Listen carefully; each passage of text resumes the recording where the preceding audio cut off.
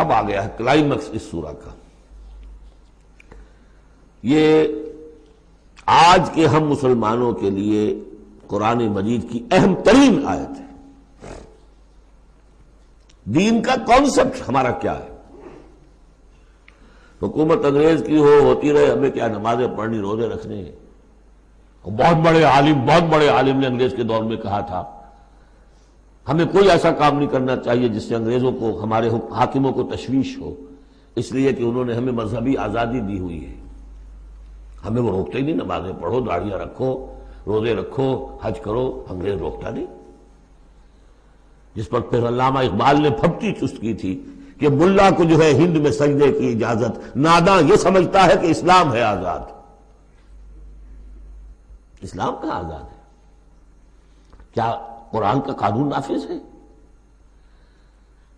وہاں تو قانون فوجداری ہند ہے، ضابطہ دیوانی ہے ہند، ضابطہ دیوانی ہے، ضابطہ فوجداری کس کا؟ انگریز کا.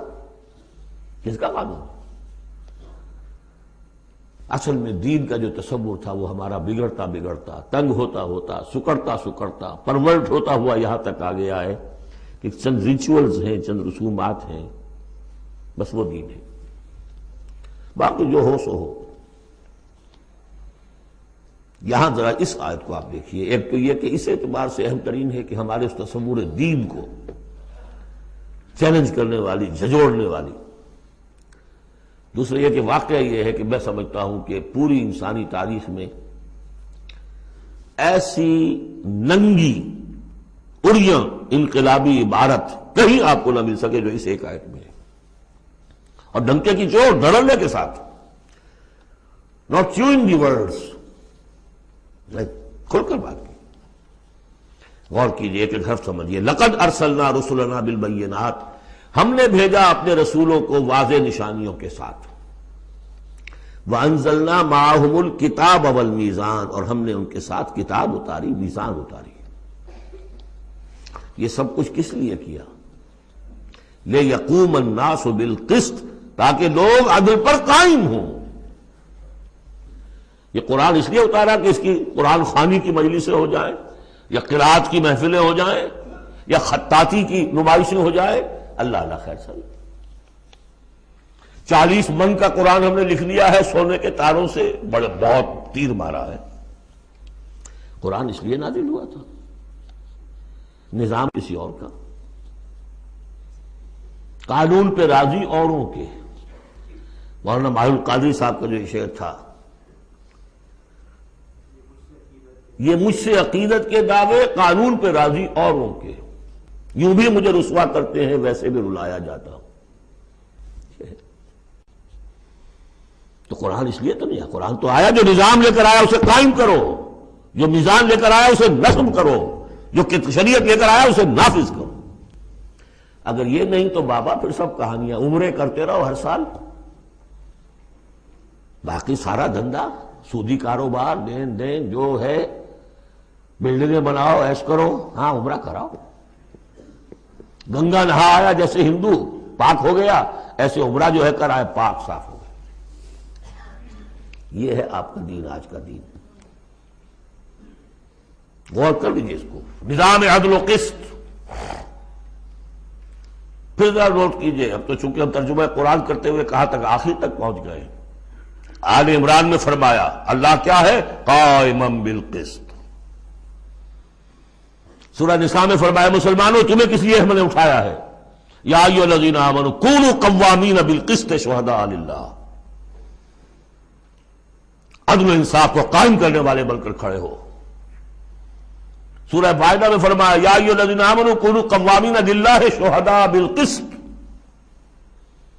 پھر سورہ شورى تو ابھی پڑھی ہم نے، زیادہ دور نہیں ہوئی. حضور سے کہا گیا کہ کہہ دو وَأُمِرْتُ لِأَعْدِلَ بَيْنَكُمْ، مجھے حکم ہوا ہے تمہارے مابین عدل قائم کروں. میں صرف واعظ کہنے نہیں آیا.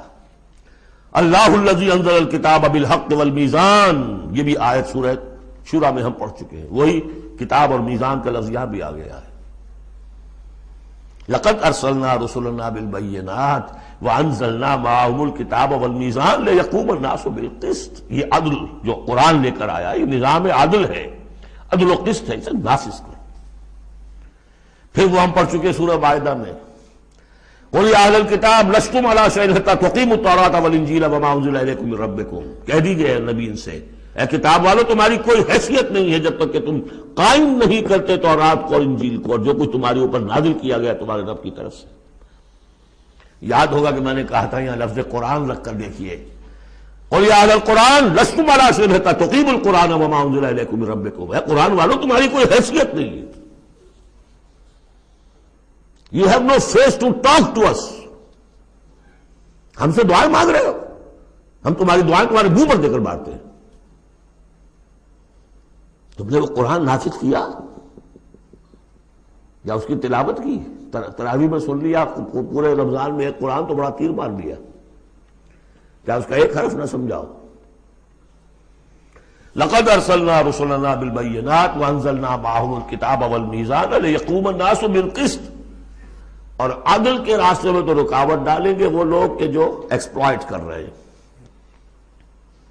جاگیردار کبھی چاہے گا کہ جاگیریں ختم ہو جائیں، وہ تو ٹیکس دینے کو تیار نہیں، آپ کہتے ہیں جاگیرداری ختم ہو جائے۔ ہاں کوئی ہو سکتا ہے ایسا بھی جاگیردار شریف النفس، کوئی سرمایہ دار ایسا ہو سکتا ہے شریف النفس، لیکن شاذ ہوگا، وہ کوئی ہوگا، اکثر و بیشتر تو نہیں ہوں گے۔ ابو بکر بھی ایمان لے آئے تھے، اونچے طبقے سے تھے، عثمان بھی ایمان لے آئے تھے، اونچے طبقے سے تھے، اکثر و بیشتر تو نہیں۔ اکثر و بیشتر تو ریزسٹ کریں گے، سٹیٹس کو چاہیں گے، وہ چاہیں گے نظام کے اندر کوئی تبدیلی نہ آئے۔ ہمارے اس کے ساتھ مفادات وابستہ ہیں، ہمارے انٹرسٹ ہیں، ویسٹڈ انٹرسٹ، ہمیں ان سے پریولیجز ملی ہوئی ہے اس نظام سے، نظام بدلے گا تو ہم گئے۔ ایسے لوگوں کی سرکوبی کے لیے ہم نے لوہا بھی اتارا ہے۔ وَأَنزَلْنَا الْحَدِيدَ فِيهِ بَأْسٌ شَدِيدٌ، ہم نے لوہا بھی اتارا ہے۔ یہی ایک ہی آیت چل رہی ہے، دوسری آیت نہیں ہے یہ۔ اس لیے میں نے کہا تھا کہ اڑیاں ترین یہ عبارت ہے کہ انقلاب کے لیے کچھ سر کچلنے پڑتے ہیں، ورنہ نہیں انقلابات، اور اس میں کوئی ریگریٹس نہیں ہے، اس میں کوئی معذرت نہیں ہے۔ جب یہ لوگ کہتے ہیں کہ وار فار پیس،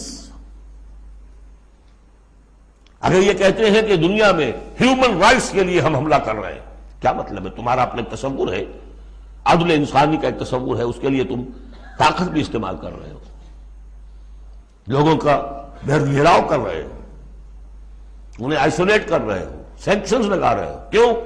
کہ تمہاری مرضی کے مطابق نظام انہوں نے کیوں نہیں بنایا؟ تو اہل ایمان کو اللہ نے ایک نظام دیا ہے، وہ اللہ کا دیا ہوا نظام ہے، وہ عدل و قسط پر مبنی ہے۔ اس نظام کو قائم کرنے کے لیے وہ اگر طاقت بھی ہوگا تو استعمال کریں گے۔ ہاں طاقت نہیں ہے تو ٹھیک ہے، پڑے ہوئے ہیں، اس میں یہ کہ طاقت فراہم کرو، دعوت دو، لوگ جمع ہوں، اس کے لیے تن من دھن لگانے کا عہد کریں، ان کی تربیت ہو۔ محمد رسول اللہ کیا کر رہے تھے مکے میں 12 برس تک؟ وہ آپ نے طاقت تیار کی، وہ طاقت جو ہے پھر کوڑا بن گیا جب تو کوڑا دے کر مارا ہے باطل کے اوپر۔ بل نقذف بالحق علی الباطل فیدمغہ، ہم باطل کے اوپر حق کو مارتے ہیں جو اس کا بھیجا نکال دیتا ہے۔ فاذا ہوا زاہق، یہی ہوا۔ لیکن اس دوران میں، اس پروسیس میں اہل ایمان کو جانیں دینی پڑیں گی، تکلیفیں جھیلنی ہوگی، گھر بار چھوڑنے ہوں گے، جان و مال کے نقصانات برداشت کرنے ہوں گے۔ یہ ہے انقلابی عمل۔ وَأَنزَلْنَا الْحَدِيدَ فِيهِ بَأْسٌ شَدِيدٌ، ہم نے اتارا لوہا، اس میں بڑی جنگ کی صلاحیت ہے، ہتھیار بنتا ہے۔ وَمَنَافِعُ لِلنَّاسِ، لوگوں کے لیے کچھ اور منفعت بھی ہے۔ اصل میں تو یہ تلوار اور نیزے اور ڈھال کے لیے ہے، باقی یہ کہ چمٹا پھگنی اور توا بھی تم نے بنا لیے، چلو کوئی بات نہیں۔ اب تو وہ چمٹا پھگنی اور توے کا دور بھی گزر گیا۔ وَلِيَعْلَمَ اللَّهُ مَن يَنصُرُهُ وَرُسُلَهُ بِالْغَيْبِ، اللہ دیکھنا چاہتا ہے کہ کون ہے اس کے وہ وفادار بندے جو لوہے کی طاقت کو ہاتھ میں لے کر اللہ کی اور اس کے رسولوں کی مدد کرتے ہیں غیب میں ہونے کے باوجود۔ دین اللہ کا ہے اور اسے غالب کرنے کے لیے جو اللہ کے بندے میدان میں آ گئے گویا کہ وہ اللہ کے مددگار ہیں۔ یا ایھا الذین آمنوا کونوا انصار اللہ۔ اگرچہ دین نافذ کرنا اور قائم کرنا فرض منصبی محمد رسول اللہ کا ہے، هو الذی ارسل رسولہ بالہدی ودین الحق لیظہرہ علی الدین کلہ، جو ان کے انصار بن گئے، مددگار بن گئے، وہ اللہ کے مددگار، رسول کے مددگار۔ یہ مضمون جب آئے گا ابھی نکھر کر، اور اس ایک آیت کی شرح سمجھ لیجئے کہ جو سورہ صف میں آئے گی، اس لیے کہ یہ جو آیا ہے وہ یہ جمع کا صیغہ ہے، لقد ارسلنا رسلنا بالبینات، رسولوں کو بھیجا، اور تین چیزیں دے کر بھیجا، بینات، کتاب اور میزان۔ لقد ارسلنا رسلنا بالبینات ایک، وانزلنا معهم الکتاب نمبر 2، والمیزان نمبر 3، تاکہ عدل پر قائم ہو۔ حضور کے بارے میں اب آیت آئی، هو الذی ارسل رسولہ بالہدی ودین الحق، دے دو چیزیں دے کر بھیجا، تیسری نہیں۔ کیا مطلب؟ بینات اور الہدا ایک ہو گئے ہیں، کتاب اور معجزہ ایک ہو گئے، یہ قرآن ہی معجزہ ہے محمد رسول اللہ صلی اللہ علیہ وسلم کا۔ ریڈیوس ہو کر تین چیزیں محمد کے معاملے میں صلی اللہ علیہ وسلم دو رہ گئی ہیں۔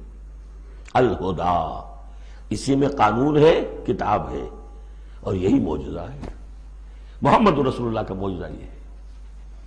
ہاں، میزان مکمل ہو کر دین حق کی شکل اختیار کر چکی ہے، میزان عدل و قسط، اب دین حق۔ هو الذی ارسل رسولہ بالہدی ودین الحق لیظہرہ علی الدین کلہ ولو کرہ المشرکون۔ یہ سورہ صف کی مرکزی آیت ہے جو آگے آ جائے گی۔